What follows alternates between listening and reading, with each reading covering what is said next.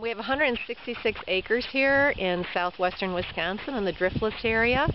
It's all rolling dairy countryside, so the slopes are good for apple production, where the cold air in the spring can drain away and reduces some of our risk of frost damage. This started out as a typical integrated farm that had animals and crops back in the late 1800s.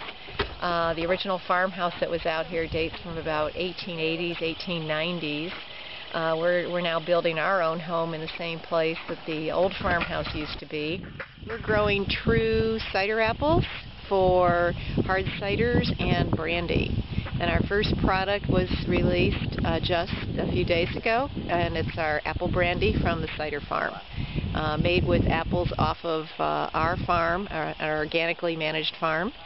And we are going to be launching our line of ciders in 2015.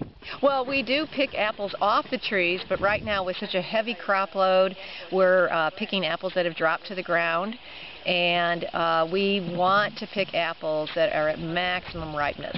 They can even be past ripe, because we're not picking for table fruit. We're not picking to get that crunch out of the apple.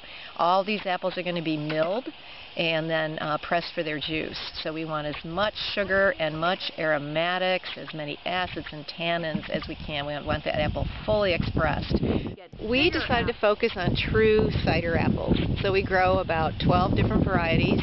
9 of those are English cider apples, and we have a French cider apple, and then we have 2 North American ones that were developed in the U.S.